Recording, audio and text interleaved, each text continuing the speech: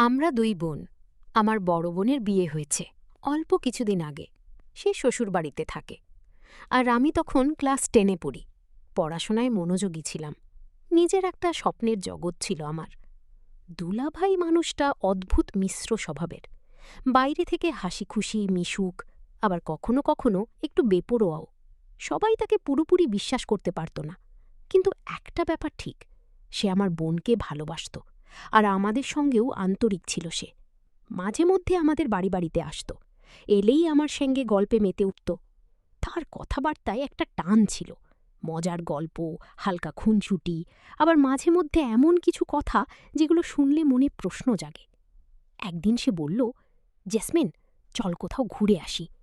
আমি অবাক হয়ে জিজ্ঞেস করলাম, কোথায়? সে হেসে বলল, তুই বল। আমি কাছে একটা পার্কের কথা বললাম। মা বাবাও রাজি হলেন। আমরা রিকশায় করে রওনা দিলাম। যাওয়ার পথে সে হালকা মজা করে বলছিল, তুই তো বড় হয়ে গেছিস, বিয়ে দিতে হবে কিন্তু। আমি লজ্জা পেয়ে বললাম, এখনও অনেক সময় আছে। সে মৃদু হেসে বলল, জীবন শুধু পড়াশোনায় থেমে থাকে না, অনেক কিছু শেখার আছে। তার কথাগুলো তখন পুরোপুরি বুঝিনি, কিন্তু কোথাও যেন মনে গেঁথে গিয়েছিল। পার্কে গিয়ে দেখি চারপাশে জোড়ায় জোড়ায় মানুষ বসে আছে। কেউ চুপচাপ কথা বলছে, কেউ কারো পাশে মাথা রেখে বসে আছে। দৃশ্যগুলো আমার কাছে নতুন ছিল। আমি চুপচাপ সব দেখছিলাম। দুলাভাই আমাকে একটু নিরিবিলি জায়গায় নিয়ে বসল।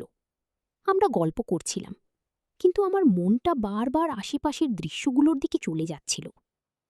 একটা সময় সে আমার হাতটা ধরে বলল, তুই কিছু মনে করিসনি তো? আমি বললাম, না, তুমি তো আপন মানুষ।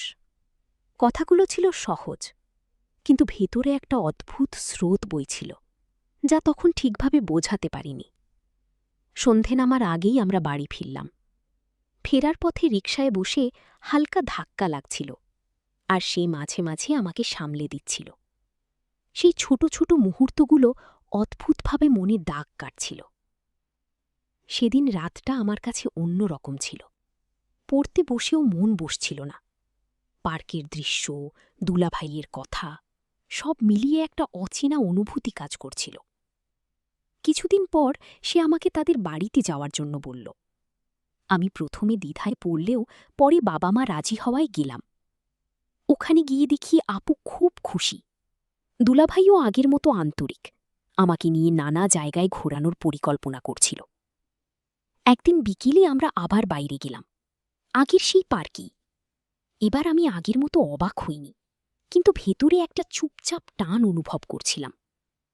সে আমার পাশে বসে গল্প করছিল, মাঝে মাঝে খুব কাছাকাছি এসে কথা বলছিল। তার আচরণে কোনো তাড়াহুড়ো ছিল না, কিন্তু একটা স্পষ্ট ইঙ্গিত ছিল, যা বুঝে উঠেও না বোঝার ভান করছিলাম। রাতে বাড়ি ফিরে আমরা সবাই একসাথে খাওয়া দাওয়া করলাম।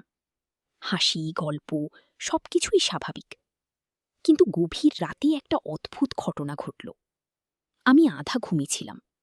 শুনলাম দুলাভাই দেরিতে বাড়ি ফিরেছে, ক্লান্ত, একটু অসুস্থ লাগছে। আপু তাকে খেতে দিয়ে শুয়ে পড়ল। কিছুক্ষণ পর সে আমাকে ডাকল, কণ্ঠে দুর্বলতা ছিল। বলল, জেসমিন, একটু সাহায্য করবি? আমি দ্বিধা না করে এগিয়ে গেলাম, তাকে ধরে বাইরে নিয়ে গেলাম। সে ঠিকমতো হাঁটতে পারছিল না। আমি তাকে সামলে রাখলাম। ফিরে আসার সময় বারান্দায় বসতেই সে হঠাৎ ক্লান্ত হয়ে পড়ল। আমাকে ধরে কিছুক্ষণ চুপচাপ রইল। সেই মুহূর্তটা ছিল অদ্ভুত। কোনো শব্দ নেই, শুধু নিঃশ্বাসের শব্দ আর একটা ভারী নীরবতা। আমি বুঝতে পারছিলাম পরিস্থিতিটা স্বাভাবিক নয়, কিন্তু আবার এটাও বুঝছিলাম সে পুরোপুরি নিজের মধ্যে নেই। আমি আস্তে করে বললাম, চলুন ঘরে যাই। কিছুক্ষণ পর তাকে শুই দিয়ে আমি নিজে ঘরে ফিরে এলাম। সারা রাত ঘুম এলো না। মনে হচ্ছিল একটা অদৃশ্য সীমারেখার কাছে গিয়ে দাঁড়িয়েছিলাম, যা অতিক্রম করা উচিত নয়। সকালে সবকিছু আবার স্বাভাবিক। আপু কিছুই জানে না। দুলাভাইও আগের মতো আচরণ করছে, যেন কিছুই হয়নি। আমি চুপচাপ সব দেখছিলাম। মনে হচ্ছিল কিছু অনুভূতি শুধু নিজের ভেতরেই রাখা ভালো। এরপর কিছুদিনের মধ্যেই আমি বাড়ি ফিরে এলাম। নিজের পড়াশোনা, নিজের জীবন, সবকিছু আবার আগের মতো শুরু হলো। কিন্তু সেই অভিজ্ঞতা আমাকে বদলে দিয়েছিল। আমি বুঝতে শিখেছিলাম সব সম্পর্কের একটা সীমা থাকে, আর সেই সীমা রক্ষা করাটাই সবচেয়ে বড় বিষয়। বন্ধুরা, জীবনের কিছু মুহূর্ত আমাদের নীরবে অনেক কিছু শিখিয়ে দেয়। এই গল্পটাও তেমনই একটি অভিজ্ঞতা। তোমাদের কেমন লাগলো অবশ্যই জানাবে। আবার দেখা হবে নতুন কোনো গল্প নিয়ে। সেই ঘটনার পরের দিনগুলো যেন ধীরে ধীরে আগের ছন্দে ফিরতে লাগলো। বাইরে থেকে সবকিছু স্বাভাবিক, কিন্তু ভেতরে ভেতরে আমি আগের মতো ছিলাম না। নিজের মধ্যে একটা নীরবতা তৈরি হয়েছিল, যেখানে আমি সবকিছু নতুন করে ভাবতে শুরু করেছিলাম। সকালে ঘুম থেকে উঠে পড়ার টেবিলে বসতাম, কিন্তু মাঝে মধ্যে মন চলে যেত অতীতের সেই দিনগুলোর দিকে। আমি নিজেকে বোঝাতাম এগুলো শুধু একটা অভিজ্ঞতা, এর বেশি কিছু না। ধীরে ধীরে নিজেকে সামলে নিতাম। স্কুলে গিয়ে বন্ধুদের সঙ্গে গল্প করতাম, হাসতাম, কিন্তু কোথাও যেন নিজের ভিতরের কথাগুলো আর কাউকে বলতে ইচ্ছে করতো না। মনে হতো কিছু অনুভূতি শুধু নিজের কাছেই থাকুক। এভাবেই কয়েক সপ্তাহ কেটে গেল। একদিন হঠাৎ আপুর ফোন এলো। কিরে জিসমিন, কেমন আছিস? আমি বললাম, ভালো আছি আপু, তুমি? সে বলল, আমরা ভালো আছি। তোর দুলাভাইও ভালো আছে, তোর কথা মাঝে মাঝে জিজ্ঞেস করে। আমি একটু থেমে বললাম, ও তাই নাকি? তার কণ্ঠে স্বাভাবিকতা ছিল, কিন্তু আমার মনে হালকা একটা ঢেউ উঠল। আমি কথাটা আর বাড়ালাম না। এরপর মাঝে মাঝে আপুর সঙ্গে কথা হতো। দুলাভাই কখনো ফোনে থাকলে খুব স্বাভাবিকভাবেই দু একটা কথা বলত। পড়াশোনা ঠিকঠাক করছো তো? পরীক্ষা কবে? এই পর্যন্তই। আমি বুঝতে পারছিলাম আমাদের মধ্যে একটা অদৃশ্য সীমারেখা তৈরি হয়েছে, যেটা আমরা দুজনেই মানতে চাইছি। এরই মধ্যে আমার পরীক্ষার সময় চলে এলো। আমি পুরো মন দিয়ে পড়াশোনায় ডুবে গেলাম।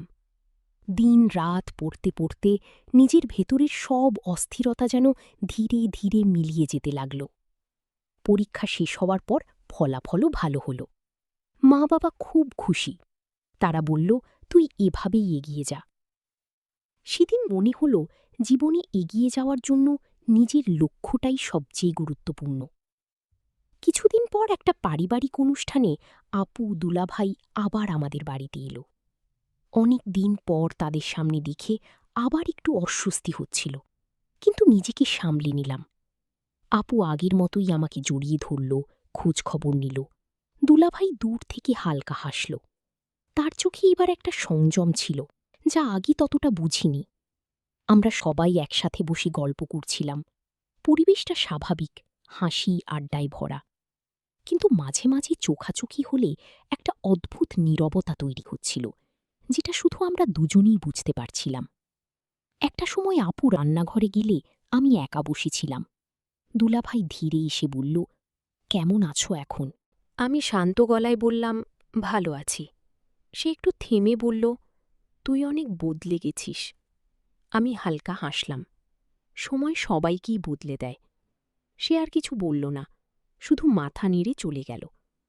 সেই মুহূর্তে বুঝলাম আমাদের দুজনের মাঝেই একটা বোঝাপড়া তৈরি হয়েছে, যেখানে অতীতের কথা না বলেও সবকিছু মেনে নেওয়া যায়। সন্ধে হয়ে গেলে তারা চলে গেল। আমি বারান্দায় দাঁড়িয়ে তাদের যেতে দেখছিলাম। মনে হচ্ছিল জীবনের একটা অধ্যায় ধীরে ধীরে দূরে সরে যাচ্ছে। রাতে নিজের ঘরে বসে জানালার বাইরে তাকিয়েছিলাম। বাতাসে একটা শান্ত অনুভূতি। মনে হচ্ছিল সবকিছু ঠিক জায়গায় ফিরে এসেছে। আমি নিজের মনে বললাম, কিছু স্মৃতি থাকে যেগুলোকে ছেড়ে দিতে হয় না, আবার আঁকড়েও ধরে রাখা যায় না, শুধু মেনে নিতে হয়। এরপর আমি নিজের ভবিষ্যতের দিকে মন দিলাম। পড়াশোনা, স্বপ্ন, নিজের একটা পরিচয় তৈরি করার ইচ্ছা, সবকিছুই আমাকে নতুন করে এগিয়ে নিয়ে যেতে লাগল। দুলাভাই আর আমার মাঝে এখন শুধু একটা স্বাভাবিক সম্পর্ক, সম্মান, দূরত্ব আর নীরব বোঝাপড়া। বন্ধুরা, জীবনের কিছু অভিজ্ঞতা আমাদের ভিতরে এক ধরনের শক্তি তৈরি করে। আমরা হয়তো কাউকে কিছু বলি না, কিন্তু সেই অভিজ্ঞতাই আমাদের পথ দেখায়। আজকের এই অংশ এখানেই শেষ করছি। যদি ভালো লাগে অবশ্যই জানাবে। আবার দেখা হবে নতুন কোনো গল্প নিয়ে। এরপরের সময়টা আমার জীবনে একদম নতুন একটা অধ্যায়ের মতো শুরু হলো। বাইরে থেকে সবকিছু আগের মতোই, স্কুল, পড়াশোনা, বাড়ির কাজ। কিন্তু ভিতরে ভিতরে আমি অনেকটাই বদলে গিয়েছিলাম। আগের সেই সহজ সরল ভাবটা যেন একটু পরিণত হয়েছে। সকালে ঘুম থেকে উঠে পড়ার টেবিলে বসতাম, কিন্তু মাঝে মধ্যে মন চলে যেত অতীতের সেই দিনগুলোর দিকে। আমি নিজেকে বোঝাতাম এগুলো শুধু একটা অভিজ্ঞতা, এর বেশি কিছু না। ধীরে ধীরে নিজেকে সামলে নিতাম। স্কুলে গিয়ে বন্ধুদের সঙ্গে গল্প করতাম, হাসতাম, কিন্তু কোথাও যেন নিজের ভিতরের কথাগুলো আর কাউকে বলতে ইচ্ছে করত না। মনে হতো কিছু অনুভূতি শুধু নিজের কাছেই থাকুক। এভাবেই কয়েক সপ্তাহ কেটে গেল। একদিন হঠাৎ আপুর ফোন এলো। কিরে জ্যাসমিন, কেমন আছিস? আমি বললাম, ভালো আছি আপু, তুমি? সে বলল, আমরা ভালো আছি, তোর দুলাভাইও ভালো আছে, তোর কথা মাঝে মাঝে জিজ্ঞেস করে। আমি একটু থেমে বললাম, ও তাই নাকি? তার কণ্ঠে স্বাভাবিকতা ছিল, কিন্তু আমার মনে হালকা একটা ঢেউ উঠল। আমি কথাটা আর বাড়ালাম না। এরপর মাঝে মাঝে আপুর সঙ্গে কথা হতো। দুলাভাই কখনো ফোনে থাকলে খুব স্বাভাবিকভাবেই দু একটা কথা বলতো। পড়াশোনা ঠিকঠাক করছো তো? পরীক্ষা কবে? এই পর্যন্তই। আমি বুঝতে পারছিলাম আমাদের মধ্যে একটা অদৃশ্য সীমারেখা তৈরি হয়েছে, যেটা আমরা দুজনেই মানতে চাইছি। এরই মধ্যে আমার পরীক্ষার সময় চলে এলো। আমি পুরো মন দিয়ে পড়াশোনায় ডুবে গেলাম। দিন রাত পড়তে পড়তে নিজের ভেতরের সব অস্থিরতা যেন ধীরে ধীরে মিলিয়ে যেতে লাগল। পরীক্ষা শেষ হবার পর ফলাফলও ভালো হলো। মা বাবা খুব খুশি। তারা বলল, তুই এভাবেই এগিয়ে যা। সেদিন মনে হল জীবনে এগিয়ে যাওয়ার জন্য নিজের লক্ষ্যটাই সবচেয়ে গুরুত্বপূর্ণ। কিছুদিন পর একটা পারিবারিক অনুষ্ঠানে আপু দুলাভাই আবার আমাদের বাড়িতে এলো। অনেকদিন পর তাদের সামনে দেখে আমার একটু অস্বস্তি হচ্ছিল, কিন্তু নিজেকে সামলে নিলাম। আপু আগের মতোই আমাকে জড়িয়ে ধরল, খোঁজ খবর নিল। দুলাভাই দূর থেকে হালকা হাসল। তার চোখে এবার একটা সংযম ছিল, যা আগে ততটা বুঝিনি। আমরা সবাই একসাথে বসে গল্প করছিলাম। পরিবেশটা স্বাভাবিক, হাসি আড্ডায় ভরা। কিন্তু মাঝে মাঝে চোখাচোখি হলে একটা অদ্ভুত নীরবতা তৈরি হচ্ছিল, যেটা শুধু আমরা দুজনেই বুঝতে পারছিলাম। একটা সময় আপু রান্নাঘরে গেলে আমি একা বসেছিলাম। দুলাভাই ধীরে এসে বলল, কেমন আছো এখন? আমি শান্ত গলায় বললাম, ভালে আছি। সে একটু থেমে বলল, তুই অনেক বদলে গেছিস। আমি হালকা হাসলাম। সময় সবাইকেই বদলে দেয়। সে আর কিছু বলল না, শুধু মাথা নেড়ে চলে গেল। সেই মুহূর্তে বুঝলাম আমাদের দুজনের মাঝেই একটা বোঝাপড়া তৈরি হয়েছে, যেখানে অতীতের কথা না বলেও সবকিছু মেনে নেওয়া যায়। সন্দেহ হয়ে গেলি তারা